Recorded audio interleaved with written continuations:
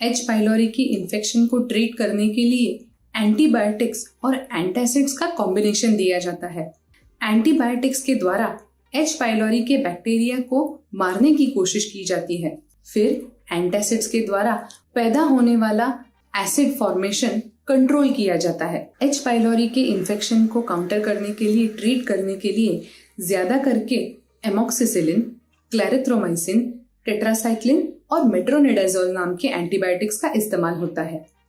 Usually एक time पे 2 antibiotics patient को प्रिस्क्राइब किए जाते हैं।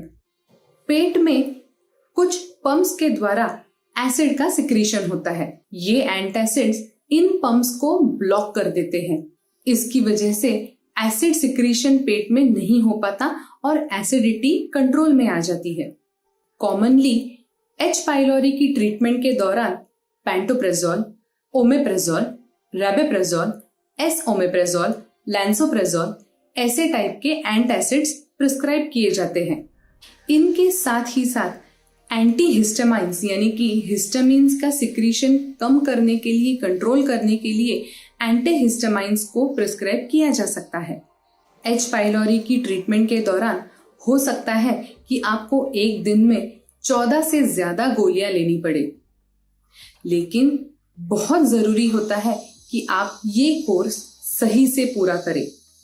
अगर एंटीबायोटिक्स स्किप की जाए या फिर प्रिस्क्राइब्ड एंटीबायोटिक्स से कम डोज अगर शरीर में चला जाए तो बैक्टीरिया इन दवाइयों के अगेंस्ट रेजिस्टेंस हो जाता है। रेजिस्टेंस की वजह से ये बैक्टीरिया इन एंटीबायोटिक्स की वजह से नहीं चला जा पाता, ये शरीर में वैसे के वैसे ही रह जाता है।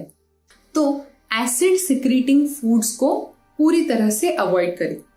एसिड सिक्रीटिंग फूड्स जैसे कि coffee, black T, collage, paper यानी कि मिरी, फैटी फूड, इन सब फूड्स को ट्रीटमेंट के दौरान अवॉइड करें। अगर आपको मीट खाना है तो व्हाइट मीट खाएं, फिशेस खाएं।